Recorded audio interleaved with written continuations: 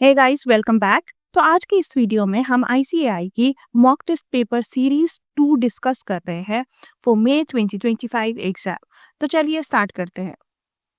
Question number 1, GDP includes neither intermediate nor final goods, both intermediate and final goods, intermediate but not final goods, या फिर D final but not intermediate goods. देखिए, GDP में हमें पता है कि हम सिर्फ फाइनल गुड्स को ही कंसिडर करते हैं और इंटरमीडिएट गुड्स को हम कंसिडर नहीं करते। इनफैक्ट हम सब्ट्रैक्ट करते हैं इंटरमीडिएट गुड्स को, राइट, ताकि डबल काउंटिंग ना हो। That's why the correct answer will be option D, we consider final but not intermediate goods. Question number 2. If depreciation exceeds gross investment, the economy's stock of capital may be either growing or shrinking. The economy's stock of capital is shrinking. The economy's stock of capital is growing, या फिर net investment is zero. देखिए, net investment हमारा कैसे निकलता है? Gross investment minus depreciation, right. अब question कह रहा है कि depreciation is exceeding gross investment, यानी कि नेट इन्वेस्टमेंट हमारा किस में आ रहा है? नेगेटिव में आ रहा है, राइट, क्योंकि डेप्रिसिएशन इज ग्रेटर। और नेट इन्वेस्टमेंट नेगेटिव मतलब नेट इन्वेस्टमेंट हमारा कम हो रहा है, right. So economy stock of capital is shrinking, ठीक है। So option B would be the correct option.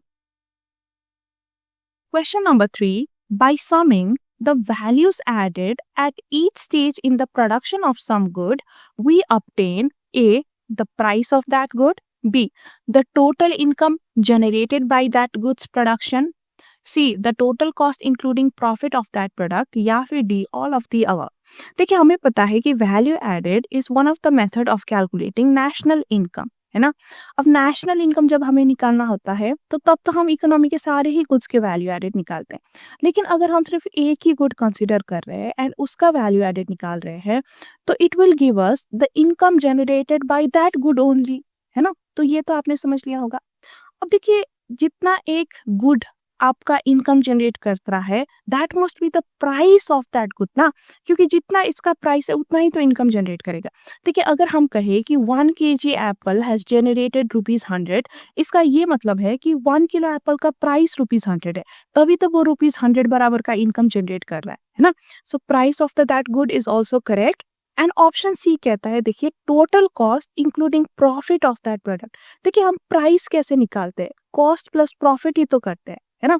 So total cost plus profit क्या है ना, या प्राइस क्या है ना, it is the same thing. So option C would also be correct. तो देखो, तीनों ही करेक्ट है। So our answer would be D, all the above.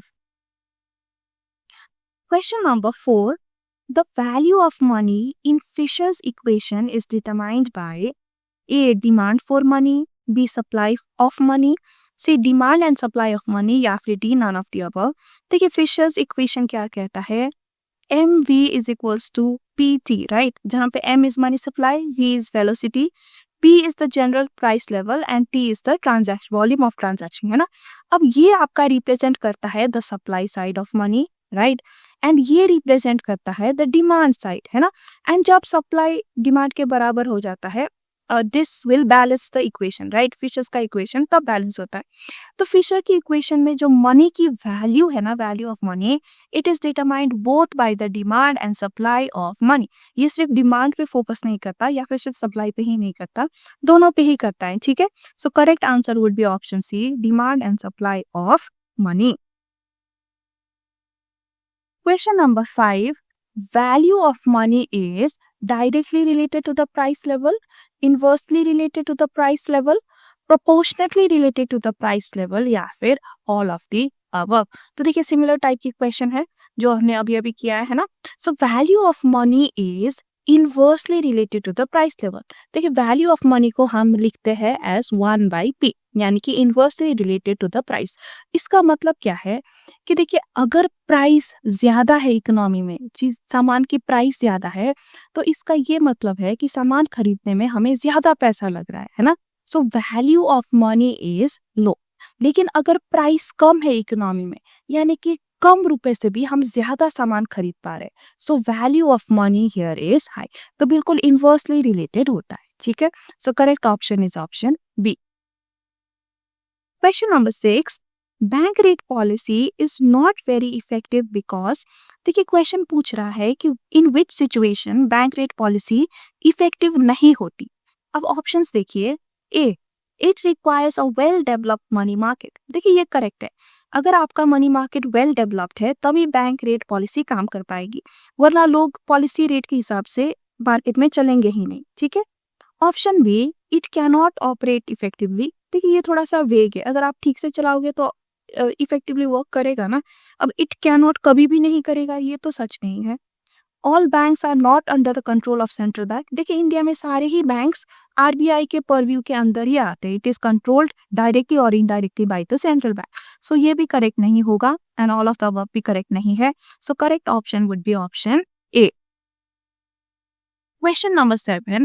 Inflation can be controlled by applying monetary and fiscal policies, monetary and labor policy, fiscal and commercial policies या फिर all of the above। देखिए inflation control करने के लिए हम monetary and physical policies को use कर सकते हैं। सो correct option is option A. Question number 8। What is currency deposit ratio, CDR? देखिए currency deposit ratio is simply currency divided bye deposit. ऊपर करेंसी नीचे डिपॉजिट, ऐसा होना चाहिए। ठीक है। तो चलिए अब ऑप्शंस देखते हैं। Option A, ratio of money held by public in currency to that of money held in bank deposits. जी हाँ, ऊपर करेंसी, ठीक है, money held in currency divided by money held in bank deposits. तो ये बिल्कुल करेक्ट है। बाकी ऑप्शंस भी एक बार देख लेते हैं। Ratio of money held by public in bank deposit to that of money held by public in currency। देखिए ऑप्शन बी कह रहा है कि डी बाई सी होना चाहिए, जो कि इनकरेक्ट है। ठीक है। So this is incorrect.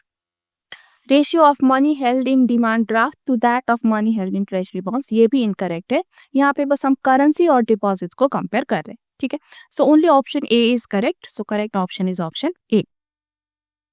Question number 9। Open market operation is buying and selling of government securities, sale of government securities, buying and selling of government checks या फिर all of the above। देखिए open market operation में हम government securities पे deal करते हैं and we can either buy और sell government securities through open market operation. So correct option is option A. देखिए ऑप्शन बी कहता है it focuses only on sale, which is incorrect, क्योंकि buying भी होती है ओपन मार्केट ऑपरेशन में। And it is not government cheques that are bought but rather government securities. ठीक है। तो ऑप्शन सी भी इनकरेक्ट हो जाता है। So correct option is option A. Question number 10। Which of the following is a qualitative और selective method of credit control by the central bank? A, bank rate और discount rate policy, open market operations, cash reserve ratio या फिर none of the above. देखिए all of these three are quantitative method, क्योंकि ये directly money supply की जो quantity है उसको अफेक्ट करती है। ठीक है। So these are all quantitative method, none of these are qualitative method. So our correct option would be option D.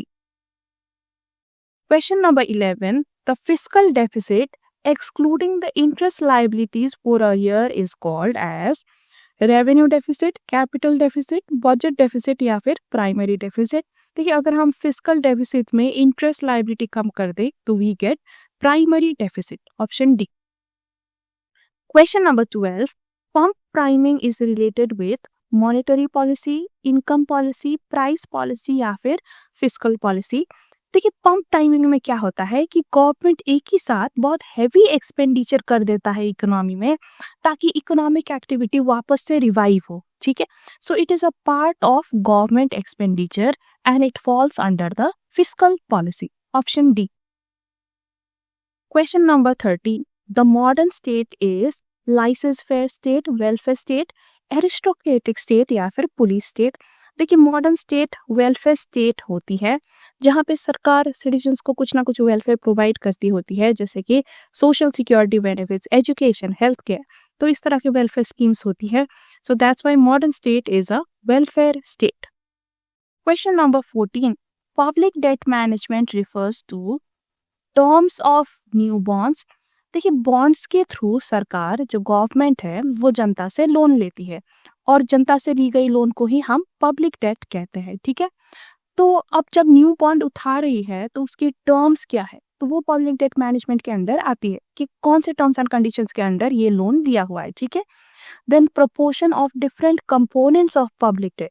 अब गवर्नमेंट को किस तरह से डेट उठानी चाहिए, सारे बॉन्ड्स के थ्रू उठानी चाहिए, ये बाकी सिक्योरिटीज भी यूज करनी चाहिए, इंटरनेशनल डेट भी उठाना चाहिए कि नहीं, तो क्या क्या प्रोपोर्शन होनी चाहिए, that also comes under public debt management. And maturity, अब ये डेट मैच्योर कब होगी, so that also comes under the purview of public debt management. So that's why our answer would be D, all of the above. Question number 15. Education is an example of private good, public good, merit good या फिर mixed good. देखिए education एक merit good है क्योंकि education की जो फायदा है वो सिर्फ एक इंडिविजुअल को ही नहीं होती, पूरी सोसाइटी को होती है. So it comes under the merit good. Question number 16. The World Bank normally gives short-term loans, medium-term loans, long-term loans या फिर medium and long-term loans. देखिए इंस्टीट्यूट ने तो यहाँ पे ऑप्शन बी को करेक्ट ऑप्शन बताया है, बट वर्ल्ड बैंक एक्चुअल में मीडियम एंड लॉन्ग टर्म दोनों ही लोन्स देते हैं. मैंने इंटरनेट में भी ये क्वेश्चंस कई और साइट्स में भी थे, उनमें भी चेक किया, सब में ऑप्शन डी को ही करेक्ट बताया है. एंड इनफैक्ट मैंने वर्ल्ड बैंक की वेबसाइट खोल के भी देखा कि ये किस प्रकार के लोन देते हैं, तो वहाँ पे काफी लॉन्ग टर्म लोन्स भी थे जिनके 35 ईयर्स तक की मैच्योरिटी भी थी, ठीक है. तो इस टाइप की लोन फैसिलिटी भी वर्ल्ड बैंक प्रोवाइड कर रही है. तो करेक्ट ऑप्शन यहाँ पे ऑप्शन डी ही होगा. Go with option D. Question number 17. Balance of trade is a flow concept, stock concept, both A and B या फिर none of the above. देखिए बैलेंस ऑफ ट्रेड ना हम इसको कैलकुलेट करते हैं over a period of time, ठीक है. ओवर अ पीरियड, जैसे कि एक क्वार्टर में कितना हुआ, ठीक है, 3 महीने के अंदर अंदर कितना हुआ, पूरी 6 मंथ में कितना हुआ, हाफ ईयरली कैलकुलेट कर लिया, 1 साल के अंदर कितना हुआ. तो ये over a period of time हम कैलकुलेट करते हैं, not at a point of time. देखिए जो चीज हम पॉइंट, एक पर्टिकुलर पॉइंट ऑफ टाइम पे, जैसे कि आज के दिन कितना है, तो इस तरह से अगर हम कैलकुलेट करते हैं तो ये स्टॉक कॉन्सेप्ट के अंदर आता है. लेकिन अगर हम पीरियड ऑफ टाइम में कैलकुलेट करते हैं तो ये फ्लो कॉन्सेप्ट के अंदर आता है. अब क्योंकि बैलेंस ऑफ ट्रेड हम पीरियड ऑफ टाइम में कैलकुलेट करते हैं, so that's why it is a flow concept. Question number 18. Which is not an advantage of international trade? Export of surplus production. अगर कोई चीज हमने ज्यादा प्रोड्यूस कर दिया, सरप्लस बच गया, तो उसको हम एक्सपोर्ट कर सकते हैं अंडर इंटरनेशनल ट्रेड. तो ये तो एडवांटेज है ना, कि ओवर प्रोडक्शन हमारा वेस्ट नहीं हो रहा, हम उसको बाहर दूसरे कंट्री में बेच सकते हैं. Import of defence material. Similarly हम डिफेंस मटेरियल दूसरी कंट्री से इंपोर्ट कर सकते हैं अगर हम खुद से ना बना पाए तो ये भी एक एडवांटेज है. Availability of cheap raw material. International trade की वजह से कई कंट्रीज को अपनी कंट्री से ज़्यादा चीप रॉ मटेरियल मिल जाता है फ्रॉम अदर कंट्रीज, सो ये भी एक फ़ायदा है. लेकिन जो डिपेंडेंस ऑन फॉरेन कंट्रीज है ना, ये फ़ायदा नहीं. अगर हम किसी फॉरेन कंट्री में बहुत ज़्यादा डिपेंडेंट होते हैं तो वो हमारे लिए डिसएडवांटेज है, नुकसान है. It is not an advantage, ठीक है. So option D would be the correct option. Question number 19. Which source of revenue is shared between center and the states in India? Excise duty. देखिए ये तो centre ही लगाता है and centre he use करता है. Corporation tax भी centre के ही purview में आता है एंड सेंटर ही यूज करता है. लेकिन जो इनकम टैक्स है ना, ये सेंटर लेवी करता है एंड कलेक्ट करता है, बट सर्टन पोर्शन इसका स्टेट के साथ भी शेयर होता है as per the recommendation of the finance commission, ठीक है. तो which of the revenue is shared में करेक्ट आंसर आपका आएगा option C, income tax. Question number 20. Which of the following is a capital receipt in the government budget? तो इनमें से कौन सा कैपिटल रिसीट है? A income tax, B interest on loan, C borrowing या फिर डी नन ऑफ दीज. तो ये answer is C borrowing. Capital receipt वो रिसीप्ट होते हैं जो गवर्नमेंट की लाइबिलिटी को इंक्रीज करते हैं, ठीक है, या फिर जो गवर्नमेंट की एसेट है उसको डिक्रीज करते हैं. अब यहाँ पे बोरोइंग करने से डायरेक्टली गवर्नमेंट की लाइबिलिटी इंक्रीज हो गई है, so it is a capital receipt. Question number 21. Which policy tool can government use to correct negative externality? Subsidies, taxes, tariffs या फिर नन ऑफ दीज. देखिए नेगेटिव एक्सटर्नैलिटी वाले जो गुड्स हैं गवर्नमेंट चाहती है कि उनकी कंजम्पशन कम हो, है ना। और कंजम्पशन कम कराने का एक तरीका होता है कि उनकी कॉस्ट इंक्रीज कर दो। कॉस्ट इंक्रीज होगी तो कम कंजम्पशन होगी और फिर कम प्रोडक्शन होगी, है ना। अब कॉस्ट इंक्रीज आप कैसे करा सकते हो? By imposing taxes on those goods, ठीक है। तो मोस्ट इंपॉर्टेंट पॉलिसी टूल जो गवर्नमेंट यूज करती है that is taxes. Question number 22. Business economics is practical application of economic theory in business decision making. Correct. Incorporates tools from multiple decisions नहीं multiple disciplines होनी चाहिए, which is also correct. So both A and B are correct. ठीक है. So correct option would be option C. ये decisions नहीं disciplines है, इसको correct करिएगा. Question number 23. Market demand is the sum total of all quantities that producers can produce, all quantities actually sold in the market, all quantities demanded by individual household and consumers, या फिर none of these. देखिए market demand is not based on कि कितना produce हो सकता है या कितना सेल्स हो सकता है. Market demand is what is demanded by individuals and household. कितना डिमांड कर रहे हैं वही मार्केट डिमांड बताता है, ठीक है. So correct option is option C. Question number 24. The demand for scooter and petrol is an example of demand joint, composite, competitive या फिर मार्केट. अब कौन सा टाइप का डिमांड है? देखिए वैसे तो जॉइंट एंड कंपोजिट डिमांड आपके सिलेबस में नहीं है, लेकिन एमटीपी में कभी कभार आउट ऑफ सिलेबस क्वेश्चन पूछ देते हैं. अब क्वेश्चन दिया है तो समझते हैं. चलिए देखिए स्कूटर एंड पेट्रोल क्या है ना, ये जॉइंट डिमांड. अब जॉइंट डिमांड क्या होता है? ऐसे चीजों की डिमांड जो साथ साथ में यूज होती है. जैसे कि देखिए पेट्रोल बिना स्कूटर चलती नहीं है, है ना. अगर आपको स्कूटर चलाना है तो आपको पेट्रोल तो साथ में यूज करना ही पड़ेगा. तो demand for these kind of things are called joint demand. Another example would be pen and ink. Ink के बिना, अगर इंक पेन है आपका तो वो इंक के बिना नहीं चलेगा, है ना. तो पेन की आप डिमांड कर रहे हो तो इंक की भी आपको डिमांड करनी ही पड़ेगी. तो these kind of demand are called joint demand.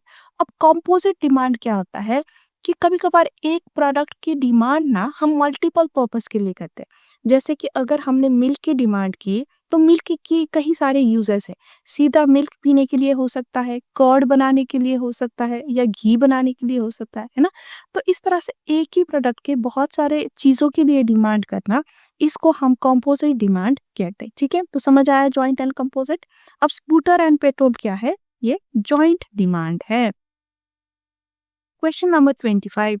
Goodwill, patent right, etc. are example of tangible capital, real capital, intangible capital या फिर none of these. देखिए ये intangible capital है. intangible capital यानी कि ऐसे कैपिटल जिनको हम छू नहीं सकते, right.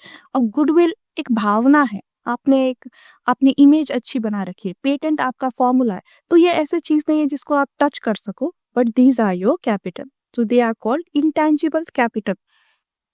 Question number 26. The basic behavioral principle which apply to all market conditions. A. A firm should produce only if its total revenue is greater than total variable cost. देखिए ये तो सही है, अगर आप वेरिएबल कॉस्ट कवर कर पा रहे हो तभी आपको प्रोड्यूस करनी चाहिए. ये बिहेवियरल प्रिंसिपल बताती है, right. A firm should produce at a level where its MC is equals to MR. ये भी हमें पता है, ये भी बिहेवियर प्रिंसिपल बताता है. And MC should cut MR curve from below. तो ये तीनों ही हमारे बिहेवियर प्रिंसिपल है. So correct option is D, all the above. Question number 27. When growth rate becomes negative and level of national income and expenditure declines rapidly, we observe recovery, expansion, throw या फिर none of these. देखिए recovery and expansion में तो increase होता है national income, growth होती है, लेकिन यहाँ पे तो ऑपोजिट हो रहा है. सो इसका आंसर है C, true. Question number 28. Which item is excluded from the estimation of national income? Rent from property, salary of public servants, illegal income या फिर प्रॉफिट ऑफ कॉर्पोरेशन. देखिए हम इलीगल इनकम को नहीं कंसिडर करेंगे नेशनल इनकम कैलकुलेट करते वक्त, so it is excluded. बाकी रेंट, सैलरी एंड प्रॉफिट तो हम कंसिडर करते ही है ना. So correct option is option C. Question number 29. If the investment increases by ₹50 crores and the multiplier is 4, change in income is देखिए investment कितने से इंक्रीज हुआ है, 50 करोड़ से। एंड क्वेश्चन कह रहा है कि ये 4 गुना मल्टीप्लाई होगा। तो 4 गुना मल्टीप्लाई होने के बाद हमारा नेशनल इनकम कितने से इंक्रीज होगा, 200 करोड़ से। काफी इजी क्वेश्चन है ना। So correct option is option A. Question number 30. Which of the following is included in M1 in India? M1 यानी कि most liquid form of money में क्या इंक्लूड होता है? Time deposit, currency with public and demand deposit, bonds and share या फिर treasury bills. देखिए इनमें से सबसे ज्यादा मोस्ट लिक्विड मनी कौन सा है? करेंसी एंड डिमांड डिपॉजिट, जो आप जब चाहे निकाल सको, है ना। So correct option is option B. Question number 31. Which of the following is a quantitative instrument of monetary policy? A. Moral suasion, ये क्वालिटेटिव है। क्रेडिट रैशनिंग भी क्वालिटेटिव है, लेकिन जो बैंक रेट है ये क्वांटिटेटिव है। So correct option is option C. Question number 32. If the RBI increases the cash reserve ratio CRR, it will lead to increase in money supply, decrease in money supply, no effect on money supply या फिर increase in inflation। देखिए RBI कह रहा है कि CRR यानी कि reserve में ज्यादा पैसा रखो, रिजर्व इंक्रीज करो और जनता को लोन कम दो। अब रिजर्व आप इंक्रीज करोगे तो जनता को कम लोन दे पाएगी बैंक, है ना। अब जनता को कम लोन दे पाएगी तो जनता के हाथ में पैसा कम होगा। So it will lead to a decrease in money supply. Question number 33. Dumping refers to reducing tariff, sale of goods abroad at lower price, below the cost and price in the home market, buying goods at lower prices abroad and selling at higher prices locally, या फिर expensive goods selling for lower prices. देखिए dumping होता है कि आपने home country में आप जितना प्राइस चार्ज करते हो उससे भी कम या वो सामान के कॉस्ट से भी कम अगर आप कोई फॉरेन कंट्री में जाके बेच रहे हो तो आप वहां पे सामान क्या कर रहे हो, डंप कर रहे हो, है ना। तो इसी को हम कहते हैं डंपिंग और इसको करेक्टली डिफाइन कर रहा है option B. Question number 34. Trade between two countries can be useful if the cost ratio of goods are undetermined, decreasing, equal या फिर डिफरेंट। देखिए यहाँ पे हम अपॉर्चुनिटी कॉस्ट की बात कर रहे हैं, ठीक है। और हमें पता है कि रिकार्डो की थ्योरी क्या कहती है कि जिस कंट्री के पास अपॉर्चुनिटी कॉस्ट कम है उस कंट्री को प्रोड्यूस करना चाहिए, है ना। तो बेसिकली यहाँ पे हम ये अज्यूम कर रहे हैं कि एक कंट्री लेट्स से ए के पास अपॉर्चुनिटी कॉस्ट कम है, बी के पास ज्यादा है, ठीक है। ए के पास कम, बी के पास ज्यादा, तो अपॉर्चुनिटी कॉस्ट दोनों में डिफरेंट है, तभी तो यहाँ ट्रेड करने में फायदा हो रहा है ना। ए के पास जो भी सामान की अपॉर्चुनिटी कॉस्ट कम है वो ए प्रोड्यूस करेगा, बी के पास जो कम है वो बी प्रोड्यूस करेगा, है ना। तो opportunity cost should be different, the cost ratio should be different, तभी जाके ट्रेड करना फायदा होगा बिटवीन टू कंट्रीज, ठीक है। So correct option is option D. Question number 35. The economic survey is published by ministry of finance, planning commission, government of India या फिर Indian statistical institute. देखिए इकोनॉमिक सर्वे पब्लिश करती है ministry of finance and ये every year करती है before presenting the union budget, ठीक है। बजट पेश करने से पहले ये इकोनॉमिक सर्वे भी प्रेजेंट करती है। So correct answer is ministry of finance. Question number 36. Which of the following combinations is correct? तो इनमें से कौन सा करेक्ट है? NABARD industrial loan. देखिए नाबार्ड एक्चुअली एग्रीकल्चरल लोन देता है, इसका फुल फॉर्म ही है National Bank for Agriculture and Rural Development, तो ये करेक्ट नहीं है। IDBI short term loans, IDBI ज्यादातर लॉन्ग टर्म लोन देता है, तो ये भी इनकरेक्ट है।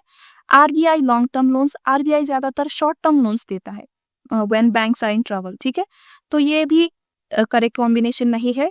Regional rural bank agricultural finance, तो ये करेक्ट है। रीजनल रूरल बैंक है तो रूरल पॉपुलेशन ज्यादातर आपके एग्रीकल्चर में ही इन्वॉल्व है, तो एग्रीकल्चर रिलेटेड क्रेडिट उनको रीजनल रूरल बैंक देता है। So correct option would be option D. अब देखिए यहाँ पे इंस्टीट्यूट ने ना आपका करेक्ट आंसर ऑप्शन सी बताया है करेक्ट कॉम्बिनेशन, बट नहीं, सी करेक्ट कॉम्बिनेशन नहीं है because RBI usually short term loans देता है rather than long term loans. और मैंने इंटरनेट में भी अगेन ये क्वेश्चन को सर्च किया और ज्यादातर करेक्ट ऑप्शन डी ही बताया गया है बहुत सारे साइट्स में। So let's go with option D. Question number 37. Rolling plan is a plan for 1 year, 2 year, 3 year या फिर 5 ईयर। देखिए रोलिंग प्लान ये ऐसा प्लान है जो साल every year it is revised based on the changing conditions, economic and social conditions, ठीक है। तो इसका फोकस 1 year में ही होता है and then it is revise the next year, ठीक है।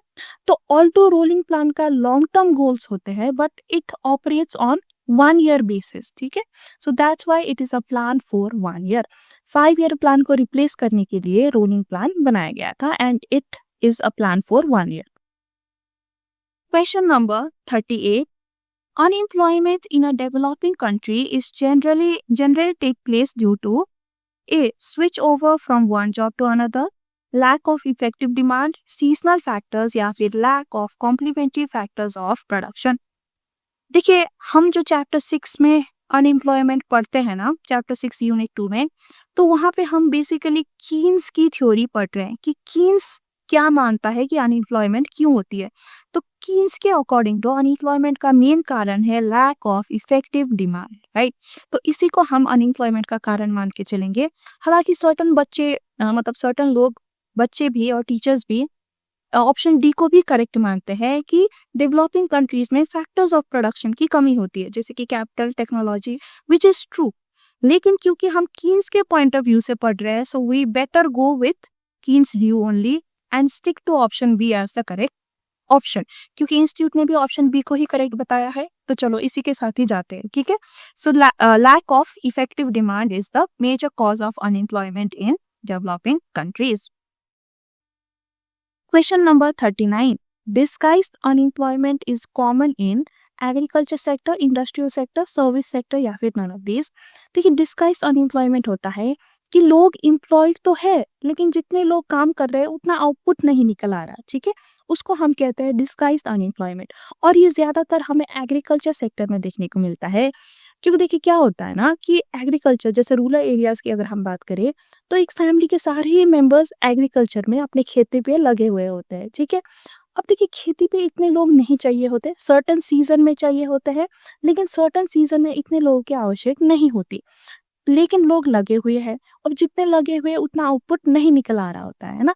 और वो एग्रीकल्चर के अलावा, खेती के अलावा अगर वो कोई और काम करते तो शायद वो ज्यादा ओवरऑल फैमिली इनकम कमा पाते, लेकिन सब कृषि में ही लग के उनकी फैमिली इनकम कम हो जाती है, ठीक है।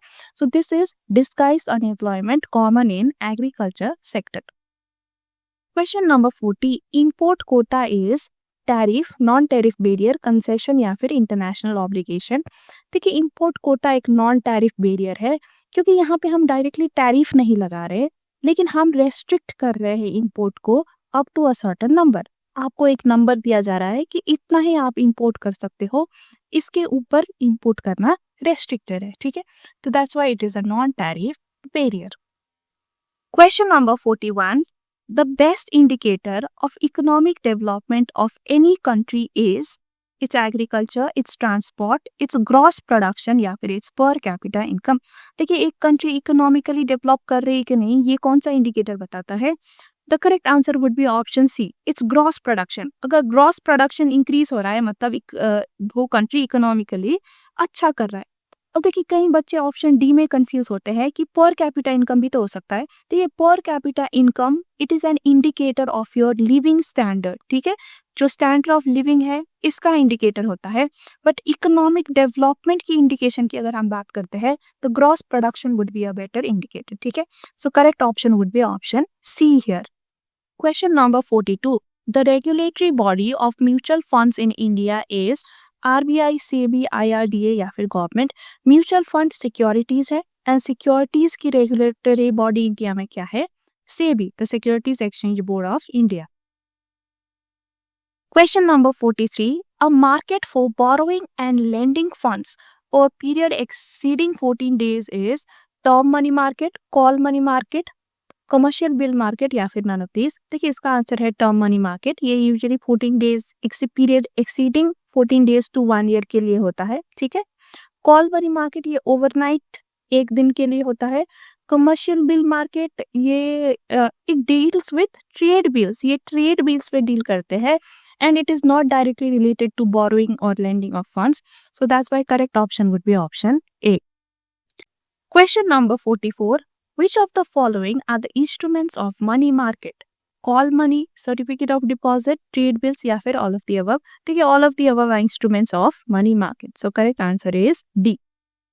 Question number 45, finance commission A is a statutory body. नहीं, फाइनेंस कमीशन एक स्टैट्यूटरी बॉडी नहीं है, ये कॉन्स्टिट्यूशनल बॉडी है। B, recommends the distribution of taxes between union and states. Correct. Cannot decide on principles related to granting aid given by union to state. ये incorrect है because it can decide. ये one of the function of finance commission is to decide on principles related to granting aids. ठीक है, तो ये भी incorrect हो जाता है. So correct option is only option B. Question number 46. Statutory liquidity ratio is banks have to keep deposits with RBI. नहीं, देखिए नेसेसरी नहीं है, एसएलआर आरबीआई के साथ रखना नेसेसरी नहीं है, बैंक अपने पास भी रख सकता है। Certain percentage of deposits are kept by the bank in the form of liquid assets, ये करेक्ट है। It is the discount rate of bank. नहीं, एसएलआर डिस्काउंट रेट नहीं है, डिस्काउंट रेट को हम बैंक रेट भी बोलते हैं, एसएलआर इज डिफरेंट। ठीक है, सो ये भी इनकरेक्ट है। So correct option is option B. Question number 47, which of the following budget documents is mandated by the Fiscal Responsibility and Budget Management Act 2003? Annual financial statement, demand for grants, finance bill या फिर macro economic framework statement. देखिए वैसे तो ये चारों ही documents present किए जाते हैं बजट में, लेकिन जो ये फर्स्ट 3 है ना, it is not mandated by the fiscal responsibility and budget management act. जो ये एक्ट रिकमेंड करती है या मैंडेट करती है, that is macro economic framework statement. ठीक है, so correct option is D. ये तीनों भी प्रेजेंट किए जाते हैं बजट में, but these are not mandated by FRBM act. The one that is mandated by FRBM act is option D. Question number 48, in a free market economy the allocation of resources is determined by consumer preference, voting done by consumers, the level of profit या फिर none of this. देखिए free market economy में resource वहीं पे allocation किया जाता है जहां पे रिसोर्सेज की डिमांड हो, है ना, एंड डिमांड हमें कैसे पता चलती है? Through consumer preference. ठीक है, so correct option would be option A. Question number 49, the Heckscher Ohlin model differs from the Ricardian model of comparative advantage in that the former has only 2 countries, has only 2 products, has 2 factors of production या फिर none of these। देखिए हेक्सोऑलन रिकार्डो के model से कैसे differ करता है, question ये पूछ रहा है ना। अब जो रिकार्डियन मॉडल है ना, ये सिर्फ 1 फैक्टर ऑफ प्रोडक्शन में बेस्ड है ये मॉडल, दैट इज लेबर, इसलिए इसको हम लेबर थ्योरी ऑफ वैल्यू भी कहते हैं। लेकिन जो हेक्सोऑलन थ्योरी है ना, ये 2 फैक्टर्स ऑफ प्रोडक्शन में बेस्ड है, first is labour and second is the capital. ठीक है, तो दैट्स वाई यहाँ पे हमारा आंसर है C, has 2 factors of production. The former यानी कि जो हेक्सोऑलन थ्योरी है, it is based on 2 factors of production which makes it different from Ricardian model which is based only on labor। ठीक है, so correct option is option C। Question number 50, according to Musgrave the major functions of public finance are allocative function, distributive function and stabilization function या फिर all of the above। ठीक है, all of the above ये तीनों ही public finance के functions है, right? So correct option is option D। Question number 51, in the case of relatively elastic demand, the money burden of tax is on more on seller, more on buyer, entirely on seller या फिर entirely on buyer। देखिए elastic demand यानी कि अगर आप price change करोगे तो demand बहुत ज्यादा रिस्पॉन्ड करेगा, है ना। अगर आप प्राइस इंक्रीज करोगे तो डिमांड बहुत ज्यादा कम हो जाएगी। इलास्टिक डिमांड केस में ये होता है ना। तो सेलर ना यहाँ पे प्राइस इंक्रीज करने से बचता है। अब देखिए सेलर को टैक्स, गवर्नमेंट ने टैक्स इम्पोज कर दिया, ठीक है।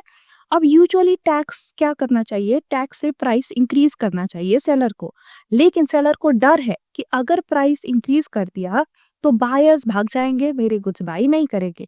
तो सेलर क्या करता है, ये टैक्स खुद ही टैक्स का बर्डन ले लेता है और खुद ही टैक्स पे कर देता है। ये प्राइस में ज्यादा टैक्स ऐड नहीं करता। ठीक है।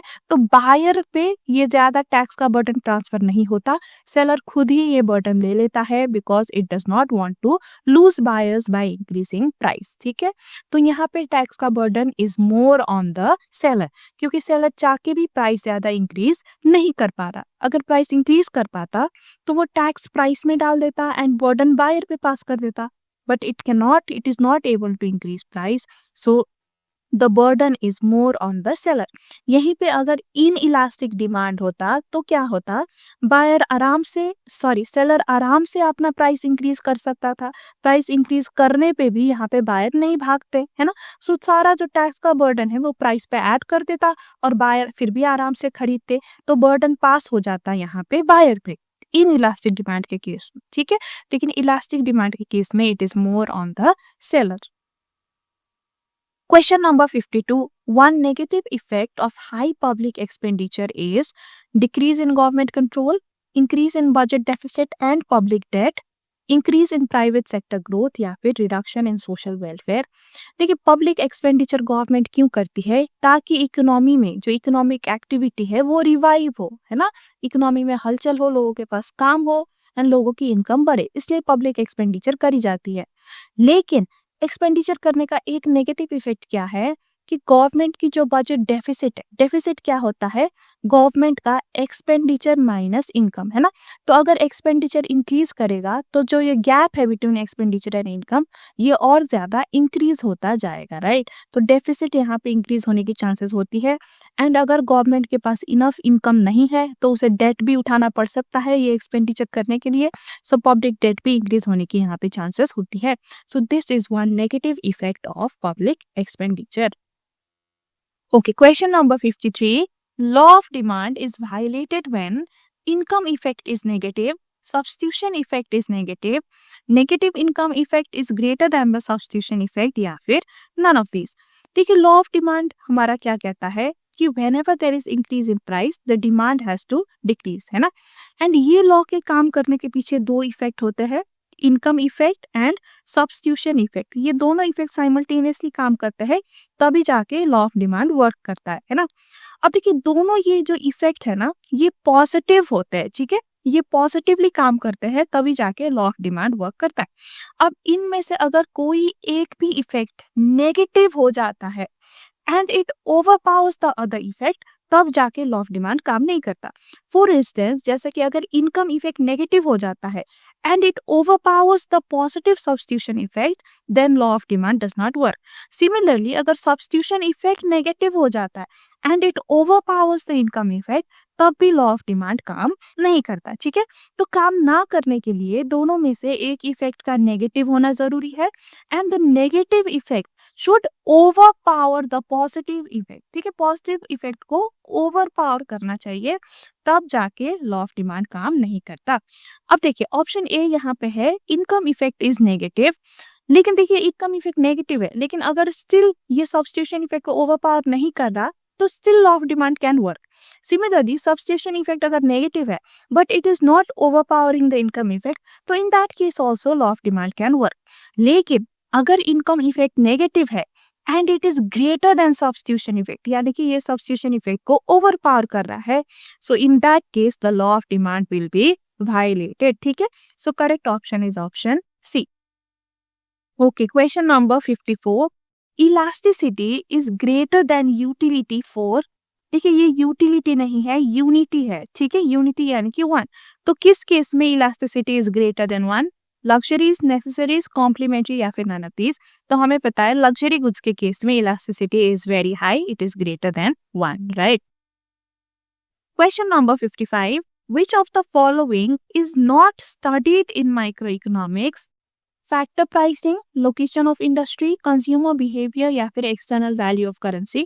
देखिए, ये फर्स्ट थ्री तो ये माइक्रो इकोनॉमिक्स में ही स्टडी होती है क्योंकि ये इंडिविजुअल फॉर्म्स की कंज्यूमर्स की बात हो रही है, लेकिन जो एक्सटर्नल वैल्यू ऑफ करेंसी है इसमें नेशन इन्वॉल्व है पूरा, और सिर्फ एक नेशन नहीं। अब वैल्यू ऑफ करेंसी कहो तो दो से ज्यादा नेशंस इन्वॉल्व है ना, दो या दो से ज्यादा, सो ये मैक्रो अप्रोच में आ जाता है, so it is not studied in micro economics. ठीक है, so correct option is option D.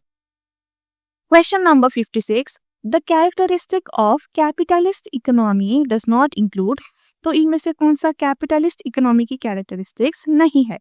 Right to private property, ये तो कैपिटलिस्ट में होती है। फ्रीडम ऑफ इकोनॉमिक चॉइस भी होती है।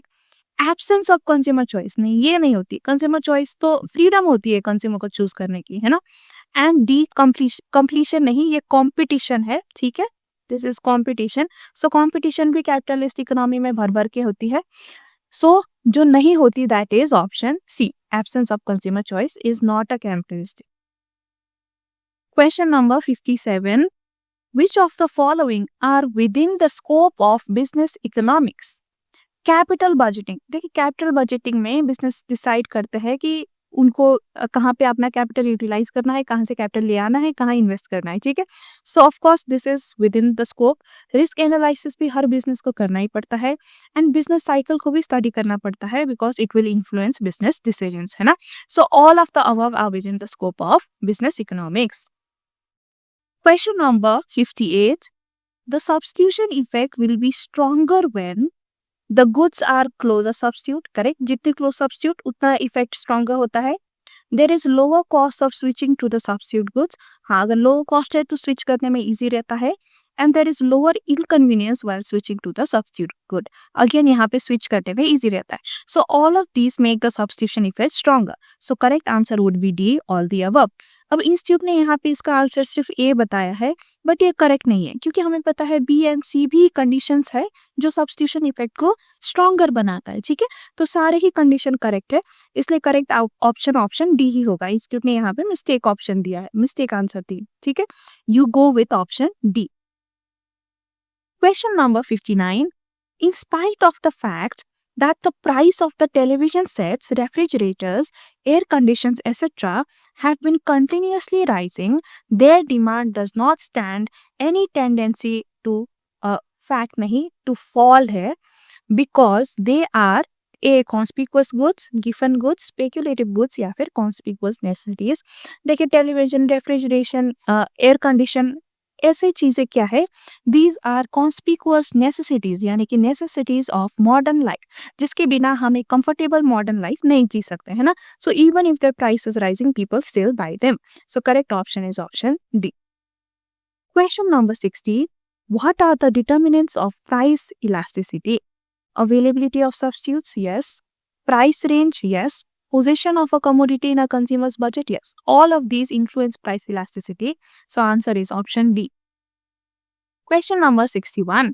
The turning point of business cycle is produced by when economic indicates, देखिए थोड़ा अजीब लैंग्वेज में ये क्वेश्चन पूछी गई है, बट सिंपली ये क्वेश्चन आपसे पूछना चाहता है कि which of these economic indicators help you identify the turning point of business cycle?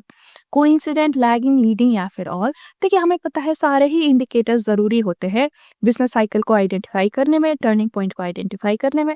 So that's why our answer is the all of the above. Question number 62. U-shaped average cost curve is based on law of variance proportion, law of increasing cost, law of decreasing cost या फिर none of these। देखिए आपका average cost curve इस तरह से U shaped का होता है। ये यू शेप्ड क्या डिनोट करता है कि स्टार्टिंग में आपकी कॉस्ट फॉल कर रही है ना, लेकिन after some time cost starts rising. तो ये सिर्फ इंक्रीजिंग कॉस्ट या सिर्फ डिक्रीजिंग कॉस्ट को नहीं दर्शाता, ये दोनों ही डिक्रीजिंग एंड इंक्रीजिंग कॉस्ट को दर्शाता है। And this happens because of the law of variable proportions. Starting में जब इंक्रीजिंग रिटर्न्स का फेज होता है तो आपकी कॉस्ट क्या होती है, डिक्रीज होती है, क्योंकि इंक्रीजिंग रिटर्न्स मतलब आप अच्छा कर रहे हो, ज्यादा प्रोड्यूस कर रहे हो, आपका कॉस्ट कम हो रहा है ना। एंड जब स्लोली आपका डिमिनिशिंग रिटर्न सेट हो जाता है तो कॉस्ट क्या होता है, इंक्रीज करने लग जाता है, क्योंकि आपके प्रोडक्ट्स अब कम हो गए, है ना। तो this is because of the law of variable proportions. So correct option is option A. Question number 63. The reason behind the upward sloping portion of the long run cost curve is economy of scale, diseconomies of scale, diminishing marginal return of substitution या फिर none of these। देखिए अब long run जो cost curve है वो भी U shaped होता है ना। एंड अपवर्ड स्लोपिंग पोर्शन इसका कौन सा है, ये वाला portion, this is the upward sloping portion. Upward sloping portion क्या दिखाता है, दैट कॉस्ट इज इंक्रीजिंग। और लॉन्ग रन में आपका कॉस्ट क्यों इंक्रीज होता है? Because of diseconomy of scale. आपको तो नुकसान हो रहा है, कॉस्ट इंक्रीज हो गया है ना, and that happens because of diseconomy of scale. So correct option is option B. जो ये फॉलोइंग पार्ट है ना, this represents economy of scale, right? आपको वो कॉस्ट कम लग रहा है ना, that's why your cost curve is falling. लेकिन अगर कॉस्ट राइज हो रहा है, that is because of diseconomy, ठीक है? सो यहाँ पे आपका correct option is option B. Question number 64, short run marginal cost of the firm will be increasing when। देखिए marginal cost कब इंक्रीज होगा, क्वेश्चन ये पूछ रहा है, ठीक है? when the average cost is decreasing। देखिए मार्जिनल और एवरेज कॉस्ट का अगर हम रिलेशनशिप देखें तो पहले मार्जिनल कॉस्ट इंक्रीज होता है, and when marginal cost increases it also push the average cost upwards, ठीक है? तो व्हेन मार्जिनल कॉस्ट जब इंक्रीजिंग ट्रेंड में होता है तो average cost will also increase, so it is not decreasing. Total fixed cost is increasing. देखिए total fixed cost हमेशा फिक्स्ड रहता है शॉर्ट टर्म में, है ना, इसलिए हम इसको फिक्स्ड कॉस्ट कहते हैं। इट इज नॉट इंक्रीजिंग, सो ये तो इनकरेक्ट हो गया। And average fixed cost is decreasing. देखिए एवरेज फिक्स्ड कॉस्ट तो हमेशा डिक्रीज ही होगा ना, क्योंकि एवरेज फिक्स्ड कॉस्ट क्या है? It is total fixed cost divided by number of units of output, है ना। तो जैसे ही आप अपना यूनिट्स इंक्रीज करोगे तो एवरेज फिक्स कॉस्ट तो डिक्रीज ही होता रहेगा ना, because total fix cost it is fixed, right? Numerator fix है और डिनोमिनेटर आप इंक्रीज करते रहोगे तो एवरेज फिक्स कॉस्ट का वैल्यू तो डिक्रीज ही होता रहेगा। तो जब मार्जिनल कॉस्ट इंक्रीज भी हो रहा है या जब डिक्रीज भी हो रहा है, एवरेज फिक्स कॉस्ट तो हमेशा ही डिक्रीजिंग ही रहेगा, so it does not affect your marginal cost, ठीक है? तो this would also be incorrect. तो यहाँ पे कोई भी हमें यहाँ करेक्ट ऑप्शन नहीं दिखा, so correct answer would be D, none of the above.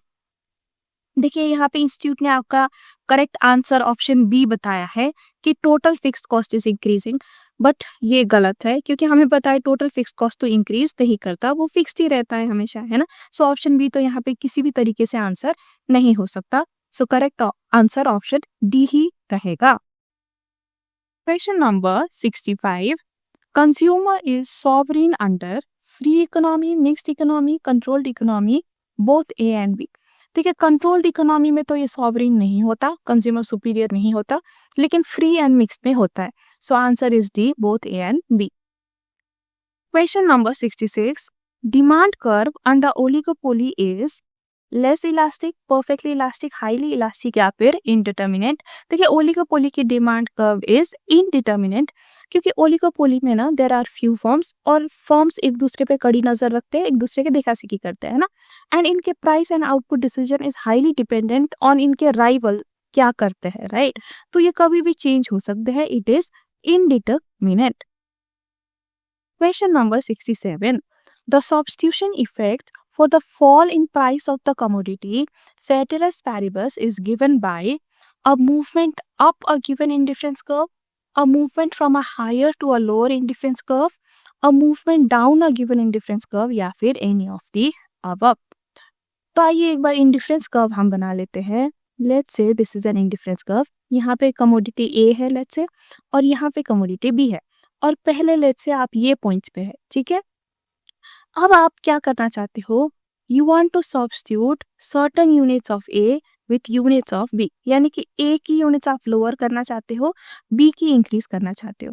अब इसके लिए आपको क्या करना पड़ेगा? You have to move down a given indifference curve, है ना। लेट्स से आप ये पॉइंट पे आ गए, ठीक है? अब ये पॉइंट पे क्या हुआ है? देखिए पहले आपका यहाँ पे था, ठीक है, at this point let's say point x, अब आप पॉइंट वाई में हो। तो पॉइंट वाई में आने के लिए you lowered certain quantity of A but you increased quantity of B, है ना। मतलब you substituted certain units of commodity A with commodity B, है ना। तो substitution effect होने के लिए you will have to move lower in the same indifference curve, है ना। आपको movement downward करना पड़ा, from point X you had to move to point Y, so there is a movement down a given indifference curve when there is substitution effect, ठीक है। देखिए from higher to lower indifference curve ये कब होता है? This happens जब आपकी income change होती है, ठीक है, व्हेन योर इनकम चेंजेस, तो फिर आपकी परचेजिंग पावर इंक्रीज या डिक्रीज होती है ना। So that's why you will move to a higher or a lower indifference curve. लेकिन अगर इनकम सेम है एंड सिर्फ आप सब्स्टिट्यूट कर रहे हो commodity from A to B, तो in that case movement along the indifference curve ही होता है and substitution effect causes a movement down a given indifference curve. ठीक है, so option C is the correct option. Question number 68. Who gave the theory of price discrimination? Marshall, Pigou, Cournot या फिर Simon? तो price discrimination का theory दिया है Pigou ने, option B. Question number 69. At shutdown point price is equals to average variable cost, true. Total revenue is equals to total variable cost, this is also true. And total losses of the firm is equals to total fixed cost, so this is also true. ये तीनों ही condition पूरे होते हैं shutdown point में, so that's why our answer is D, all the above. Question number 70. Total utility is maximum when A.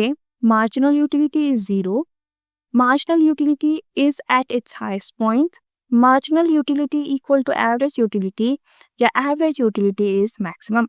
देखिए total utility maximum होती है when marginal utility is 0, क्योंकि इस टाइम पे जो मार्जिनल यूटिलिटी है ना ये कंटिन्यूअसली आपकी फॉल कर रही है. ठीक है, अब जब ये when it is at 0 total utility is at maximum, क्योंकि इसके बाद मार्जिनल यूटिलिटी क्या हो जाएगी, नेगेटिव होने लग जाएगी. ठीक है, तो जब ये नेगेटिव होगी सो it will decrease the total utility से फिर ये सब्ट्रैक्ट होने लग जाएगी, है ना, and total utility will start falling. तो जहां पे ये 0 है ना यही टोटल यूटिलिटी का मैक्सिमम होता है, क्योंकि इसके बाद नेगेटिव हो जाएगा and when you add this negative mu to your tu will start decreasing. ठीक है, so correct option is option A. Question number 71. The consumer is in equilibrium at a point where the budget line is above an indifference curve, below an indifference curve, is tangent to an indifference curve या फिर cuts the indifference curve. तो ये equilibrium वहां पे होता है जहां पे it is tangent to the indifference curve. Option C. Question number 72. An indifference curve slopes down towards right since more of one commodity and less of another result in same satisfaction, greater satisfaction, maximum satisfaction या फिर decreasing expenditure. देखिए indifference curve में if you move along the same indifference curve तो at any point आपका satisfaction हमेशा same ही रहेगा, है ना. So correct option is A, same satisfaction. Question number 73. The consumer is in equilibrium when the following condition is satisfied. When the ratio of marginal utility is greater than the ratio of price, when ratio of marginal utility is lower than price, when ratio of marginal utility equal to price या फिर none of the above. तो ये equilibrium होता है when option C happens, when the ratio of marginal utilities of two commodities is equal to the price ratio. Question number 74. In the case of a given good, the demand curve will be horizontal, downward sloping to the right, upward sloping to the right या फिर vertical. देखिए normally जो demand curve है आपका वो downward sloping to the right होता है. जो भी goods law of demand follow करते हैं उनका downward sloping to the right होता है, लेकिन given good is an exception to the law of demand. Given good में if you increase the price your demand will also increase, है ना. तो यहाँ पे कर्व कैसा रहता है, it is upward sloping to the right. This indicates कि जब यहाँ पे प्राइस इंक्रीज हो रही है your demand will also increase. ठीक है, सो यहाँ पे correct option is C, upward sloping to the right. Question number 75. Which of the following is not an essential condition for pure competition? Large number of buyers and sellers ये तो होनी चाहिए, homogeneous product भी होनी चाहिए, freedom of entry भी होनी चाहिए, लेकिन absence of transportation cost this is not essential, ये ना हो तो भी चलेगा. सो correct option is option D, this is not an essential condition. Question number 76. Which is the first order condition for the profit of the firm to be maximum? AC is equals to MR, MC is equals to MR, MR is equals to AR या फिर AC is equals to AR. तो first order condition हमें पता है is MC is equals to MR and second order condition क्या है, MC should cut MR from below. ठीक है, so correct option is option B. Question number 77. In which form of the market structure is the degree of control over the price of its product by a firm very large? देखिए इनमें से कौन सा market structure में price में control सबसे ज्यादा high होता है, दैट इज मोनोपोली, राइट, क्योंकि सिंगल फर्म है मनचाहा प्राइस रख सकता है. Question number 78. Under which of the following forms of market structure does a firm have no control over the price of its product. अब कौन से स्ट्रक्चर में प्राइस में बिल्कुल भी कंट्रोल नहीं होता? दैट इज परफेक्ट कंपटीशन, क्योंकि यहाँ पे आप प्राइस टेकर हो, मार्केट में जो प्राइस है वही आपको रखना पड़ेगा, आप खुद से प्राइस नहीं रख सकते, right? So correct option is D. Question number 79, the net value added method of measuring national income is also known as net output method, production method, industry of origin method, या फिर all of the above. तो ये तीनों ही net value added method के अलग अलग नाम है। So correct option is D, all the above. Question number 80, which of the following is incorrect? हमें यहाँ पे इनकरेक्ट ऑप्शन ढूंढना है, ठीक है। Option A, GDP at market price is equals to GDP at factor cost plus net indirect taxes. देखिए, factor cost को अगर हमें मार्केट प्राइस में कन्वर्ट करना है, so we add net indirect taxes, right? तो ये तो बिल्कुल करेक्ट है। Net national product at factor cost is equals to net national product at market price minus indirect taxes. अब देखिए, यहाँ पे मार्केट प्राइस दिया हुआ है, मार्केट प्राइस को अगर हमें फैक्टर कॉस्ट में कन्वर्ट करना है तो we subtract indirect taxes, right? तो ये भी करेक्ट है। सी, GHP at market price is equals to GDP at market price plus net factor income from abroad। देखिए, अगर हमें GDP को GNP में चेंज करना है, डोमेस्टिक को नेशनल में चेंज करना है, so what do we do? We add net factor income from abroad.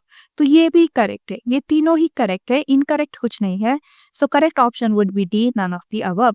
अब इंस्टीट्यूट ने इसमें ऑप्शन ए को करेक्ट आंसर बताया है कि ऑप्शन ए जो ये स्टेटमेंट है ये इनकरेक्ट है। नहीं, ये बिल्कुल करेक्ट है, इसमें कुछ इनकरेक्ट नहीं है। सो इंस्टीट्यूट ने अगेन यहाँ पे गलत ऑप्शन दिया है। Correct option should be option D. Question number 81, nearly -% of the working population is engaged in the service sector। 23, 45, 80 या फिर 50? The answer is 23%। 23% of working population service sector में engaged है। Question number 82, the industrial sector depends on the agricultural sector because the agricultural sector provides food and other products for the consumption purpose of industrial sector, correct? The agriculture sector provides raw materials for the development of agro-based industries। जी हाँ, ये भी correct है। The agriculture sector provides market for industrial products। ये भी correct है। So all of the above is the answer। Question number 83, the Indian industry faced the process of retrogression and deceleration because of, देखिए, retrogression progression का उल्टा होता है, ठीक है। यानी कि इंडियन इंडस्ट्री पीछे जा रही थी एंड डिसेलरेट कर रही थी। डिसेलरेट अगेन एक्सेलरेशन का उल्टा होता है। एक्सेलरेशन मतलब आगे बढ़ना, डिसेलरेशन मतलब कम गति में बढ़ना, ठीक है। तो ऐसा क्यों हो रहा था इंडियन इंडस्ट्री के साथ? What were the reasons? A, unsatisfactory performance of agriculture, ये कारण था। Slackening of real investment in public sector, ये भी करेक्ट था। And narrow market for industrial goods specially in rural areas. हाँ, तो यही 3 कारण की वजह से इंडियन इंडस्ट्री पीछे जा रहा था एंड धीमे गति में इंप्रूव हो रहा था, ठीक है। So the correct answer is D, all of the above. Question number 84, which of the following statements is incorrect? तो इनमें से हमें इनकरेक्ट स्टेटमेंट ढूंढना है। A, about 80% of agriculture area has irrigation facilities. ये इनकरेक्ट है, क्योंकि देखिए इंडिया में only about 50% area has irrigation facilities, बाकी में इरिगेशन नहीं है। 80% में तो नहीं है। So this is incorrect. About 2/3 area is rain fit. देखिए, हमें रेन वाटर से काम चलाना पड़ रहा है, इरिगेशन नहीं है, ठीक है। सो ये करेक्ट है, ऊपर वाला इनकरेक्ट है, ठीक है। प्रोडक्टिविटी पर worker in agriculture is much lower than industry.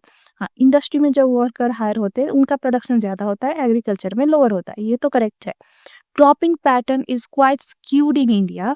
इसका ये मतलब है कि इंडिया में ना सर्टन क्रॉप्स में ओवर एम्फोसिस है, जैसे कि राइस, व्हीट हो गया, और सर्टन क्रॉप्स को बिल्कुल ध्यान नहीं दिया जाता। So it is quite skewed. This is also correct. तो इनकरेक्ट ऑप्शन है option A. Question number 85, we can say Indian agriculture has become modern since. आज के टाइम पे इंडियन एग्रीकल्चर मॉडर्न क्यों है? What are the reasons? A, There has been an increase in use of high yielding variety of seeds, fertilizers and pesticides. ठीक है, आजकल हम high yielding यानी कि जो हमें ज्यादा आउटपुट देता है उस तरह का सीड फर्टिलाइजर्स यूज करते हैं, ये करेक्ट है. There has been noticeable positive change in the attitude of farmers towards new techniques of production. देखिए farmers आजकल new techniques use करना चाहते हैं, positive attitude दिखाते हैं new techniques की तरफ, which is correct. Farmers are increasingly resorting to intensive cultivation, multiple cropping, scientific water management.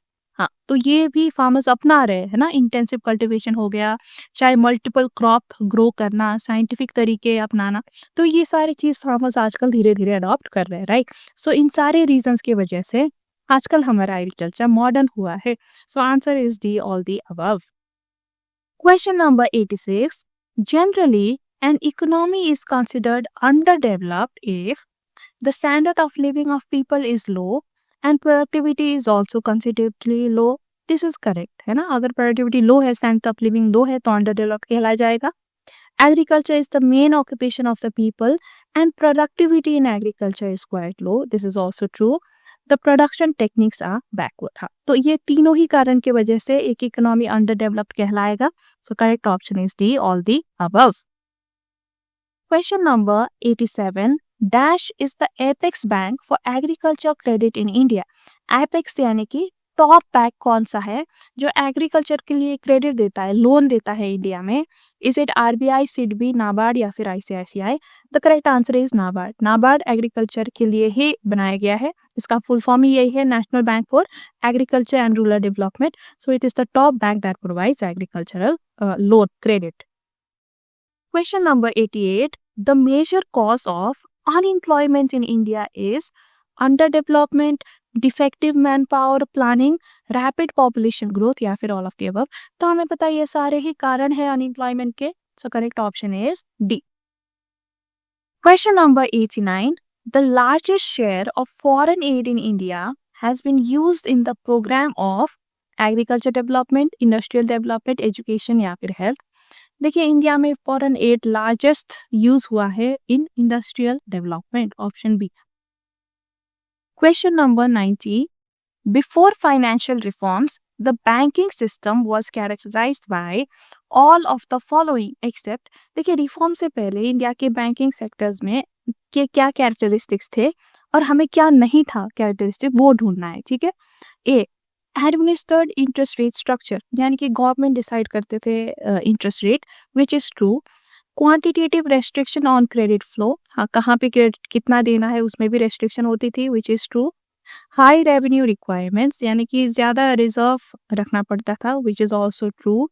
And keeping very less lendable resources for priority sector, नहीं priority sector के लिए तो बहुत ज्यादा लेंडेबल रिसोर्स रखना पड़ता था, कम नहीं. ठीक है. So this is not a characteristic, तो हमें which is not a characteristic ही पता करना है ना. So correct option is option D.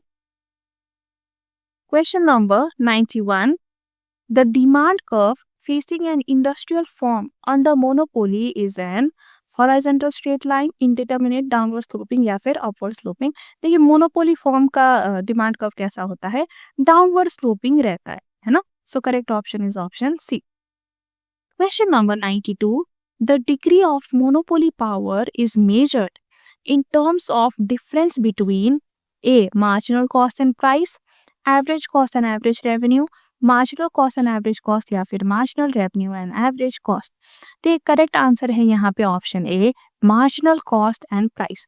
देखिए marginal cost क्या है, this is the additional cost that you use in producing one additional unit, है ना. एंड प्राइस, जो प्राइस आप सेट कर रहे हो इसे बेचने के लिए, है ना. तो देखिए अगर आप कॉस्ट के मुकाबले बहुत ज्यादा हाई प्राइस सेट कर पा रहे हो, मतलब आपका मार्केट में बहुत ज्यादा कब्जा है ना, आप नहीं डर रहे हो, आप काफी ज्यादा हाई प्राइस में यहाँ करने की हिम्मत कर रहे हो, यानी कि मोनोपोली पावर आपकी काफी ज्यादा है. ठीक है. अगर मोनोपोली नहीं होती, अगर आप अपने कॉम्पिटिटर से डरते तो आप इतना हाई प्राइस कर ही नहीं पाते, आपको कॉस्ट के आसपास ही आप प्राइस रखना पड़ता है ना. तो देखिए when you compare your marginal cost and price आपको पता चलता है कि कितनी स्ट्रॉन्ग मोनोपोली पावर आपकी है, कितनी, what is the degree of monopoly. अगर आप एक सिंगल फॉर्म है जो मार्केट में आपका बहुत अच्छा कब्जा है, तो आप कॉस्ट से ऊपर कितना भी प्राइस रख लो, है ना, कोई और आपको कंपटीशन करने के लिए है ही नहीं। लेकिन अगर कंपटीशन करने के लिए है तो आपका प्राइस कॉस्ट के आसपास ही रहता है, ठीक है। So that's why correct option is option A. Question number 93. A monopoly producer usually earns dash even in the long run. Supernormal profit, only normal profit, losses या फिर none of the above. ठीक है, अगर आप monopoly हो तो आप long run में भी सुपर नॉर्मल प्रॉफिट कमा सकते हैं, क्योंकि आप एक सिंगल फॉर्म हो, आपको कंपटीशन देने के लिए कोई और है ही नहीं, है ना। तो लॉन्ग रन में भी आप काफी ज्यादा हाई प्राइस रख के सुपर नॉर्मल प्रॉफिट कमा सकते हो, ठीक है। Question number 94. Price discrimination is not possible under monopoly situation, under any market form, under monopolistic competition या फिर under perfect competition. देखिए, प्राइस डिस्क्रिमिनेशन करने के लिए आपके पास at least certain degree of power होनी चाहिए, ऑफ प्राइस रखने की पावर, ठीक है। अगर आपके पास बिल्कुल भी प्राइस रखने की पावर ही नहीं है, जैसे कि परफेक्ट कंपटीशन में आप प्राइस टेकर हो, you have no degree of control over the price, है ना, तो इस सिचुएशन आप डिस्क्रिमिनेट कैसे करोगे? आप खुद प्राइस सेट ही नहीं कर पा रहे, है ना, आप तो मार्केट के ही प्राइस ले रहे हो, तो यहाँ पे प्राइस डिस्क्रिमिनेशन पॉसिबल नहीं है। प्राइस डिस्क्रिमिनेशन होता है मोनोपोली में, एंड मोनोपोलिस्टिक कॉम्पिटिशन में भी you have some degree of control over price, तो यहाँ पे भी आप चाहो तो कर सकते हो if the situation is favourable, लेकिन परफेक्ट कॉम्पिटिशन में तो बिल्कुल ही पॉसिबल नहीं है, ठीक है। So correct option is option D. Question number 95. Discriminating monopoly is possible if two markets have rising cost curve, rising and declining cost curve, different elasticities of demand या फिर equal elasticities of demand। ठीक है, discriminating monopoly का मतलब price discrimination, ठीक है। और price discrimination possible कब है? जब elasticity of demand is different in different markets, है ना। अगर इलास्टिसिटी सेम है फिर तो आपको सेम प्राइस ही रखना पड़ेगा। अगर इलास्टिसिटी डिफरेंट है तो जहाँ पे आपकी इलास्टिक डिमांड है वहाँ पे आप प्राइस रिलेटिवली कम रखोगे, जहाँ पे इन इलास्टिक डिमांड है वहाँ पे प्राइस आप रिलेटिवली हाई रख के प्रॉफिट कमा सकते हो, है ना।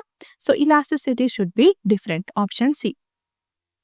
Question number 96. Consumer surplus left with the consumer on the price discrimination is maximum, minimum, zero या फिर not predictable। देखिए, कंज्यूमर सरप्लस हम कैसे निकालते हैं? Consumer surplus is equals to what the consumer is willing to pay minus the market price of the good, है ना। अब देखिए, प्राइस डिस्क्रिमिनेशन में प्रोड्यूसर्स क्या करते हैं, जो कंज्यूमर की विलिंगनेस टू पे है इसके बराबर ही मार्केट प्राइस अपने प्रोडक्ट की या सर्विस की मार्केट प्राइस कर देते हैं, ठीक है। अब लेट्स से दो कंज्यूमर्स है, consumer A and B. A की विलिंगनेस टू पे है ₹100 for a product let's say, and B की है 80, ठीक है। अब एक्चुअल में मार्केट प्राइस लेट्स से इसकी बहुत कम है, 50 है लेट्स से, ठीक है। अब प्राइस डिस्क्रिमिनेशन में क्योंकि प्रोड्यूसर अपना मनचाहा प्राइस सेट कर सकता है, तो कंज्यूमर ए के लिए ये प्राइस 100 ही सेट करेगा, ठीक है।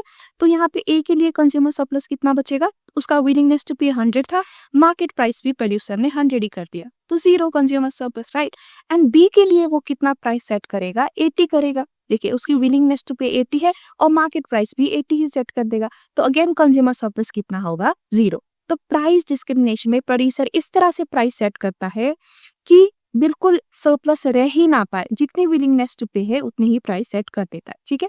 तो कंज्यूमर सरप्लस यहाँ पे हो जाता है 0। So correct answer is option C. Question number 97. A firm under monopolistic competition advertises as it has no control over the price। देखिए, मोनोपोलिस्टिक कंपटीशन फॉर्म एडवर्टाइज क्यों करते हैं? क्योंकि क्या उनके पास प्राइस में कंट्रोल नहीं है इसलिए करते हैं? नहीं, प्राइस में सर्टेन डिग्री ऑफ कंट्रोल तो होता ही है मोनोपोलिस्टिक कंपटीशन में, right. It to lower its cost of production, क्या एडवर्टाइज करने से कॉस्ट ऑफ प्रोडक्शन लोअर होता है? नहीं। To increase its sale and profit, yes. Because it can not raise price, ये भी नहीं है, प्राइस रेज किया जा सकता है, ठीक है।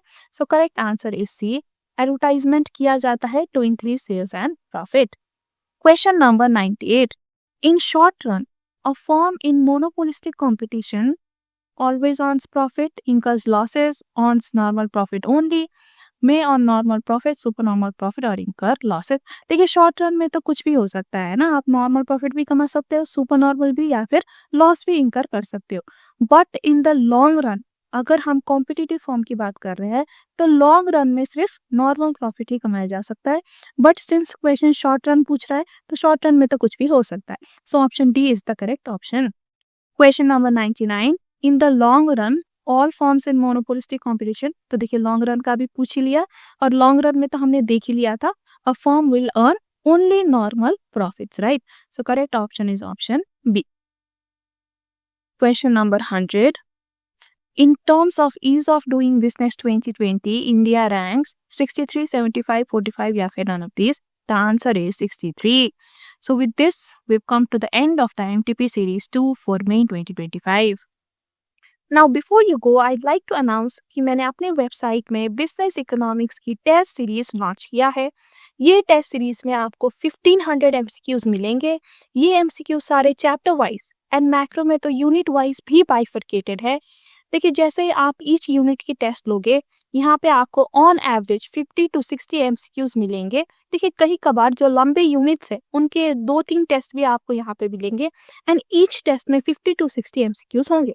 जैसे ही आप टेस्ट दोगे, सबमिट करोगे, आपको पहले अपना स्कोरिंग दिखेगा, परफॉर्मेंस एनालिसिस दिखेगा, एंड उसके बाद आप अपने टेस्ट को रिव्यू कर सकते हो। रिव्यू करके आप देख सकते हो कि कहाँ पे आपने मिस्टेक किया, एंड जो भी आपने मिस्टेक किया उसके आप आंसर देख सकते हो, उसके एक्सप्लेनेशन आप पढ़ सकते हो। यानी कि अगर आप कोई क्वेश्चन में कंफ्यूज हो, गलती करते हो, तो आपको इधर उधर भटकने की जरूरत नहीं है आंसर देखने के लिए। आपको आंसर एंड एक्सप्लेनेशन भी टेस्ट के अंदर ही मिलेगा। तो इससे जो आपकी प्रिपरेशन है ना, वो बहुत तेजी से आगे बढ़ेगा, क्योंकि आपको इधर उधर व्हाट्सएप ग्रुप में, टेलीग्राम ग्रुप में या कहीं भी भटकते हुए आंसर ढूंढने की जरूरत नहीं पड़ेगी। एंड जो ये मेरी टेस्ट सीरीज है, इसमें जो ICAI के PYQs के क्वेश्चन है, MTPs एंड RTPs, ये सारे क्वेश्चंस भी इंक्लूडेड है। तो ये कॉम्प्रिहेंसिव पैकेज है। ये करने के बाद आपको कोई और सोर्स से MCQ करने की जरूरत ही नहीं होगी। आप 100% प्रिपेयर हो जाओगे यहाँ से एग्जाम के लिए, ठीक है। एंड जो भी ये टेस्ट लेगा उसको एक्सेस मिलेगा to our exclusive WhatsApp group. यहाँ पे आप 24/7 अपने डाउट्स एंड सवाल पूछ सकते हो, and we will try to clarify your doubts. And ये टेस्ट सीरीज के साथ आपको 2 सेट्स ऑफ मॉक टेस्ट भी फ्री में मिल रहे हैं। मॉक टेस्ट बिल्कुल आपके एग्जाम पैटर्न में होंगे, यानी कि 100 मार्क्स के 2 टेस्ट होंगे। 2 आवर्स आपको मिलेगा ये सॉल्व करने के लिए, एंड सॉल्व करने के बाद आपको अपना स्कोरिंग दिखेगा विथ नेगेटिव मार्क्स, आपको अपना परफॉर्मेंस एनालिसिस दिखेगा, एंड टेस्ट सीरीज की तरह ही आप एक्सप्लेनेशन भी देख सकते हो रिव्यू करके, ठीक है। तो देखिए ये सारे बेनिफिट आपको मिल रहा है एट जस्ट ₹250। तो ये 250 का आप जरूर टेस्ट खरीदे एंड अपनी प्रिपरेशन को एक ऊंची लेवल तक लेके जाइए। देखिए इसका एक फ्री ट्रायल भी अवेलेबल है मेरे साइट में। जो चैप्टर 1 का फर्स्ट टेस्ट है, टेस्ट 1, ये फ्री में आप दे सकते हो। It is available for trial, और अगर आपको अच्छी लगे तभी आप ये टेस्ट सीरीज खरीदना। तो जरूर जाए, मैं लिंक शेयर करूंगी डिस्क्रिप्शन में भी एंड फर्स्ट कमेंट में भी। लिंक में जाए, फ्री ट्रायल आप जरूर दे, ये तो फ्री ही है ना। और अच्छी लगे तो जरूर आप ये बंडल बाई करिएगा।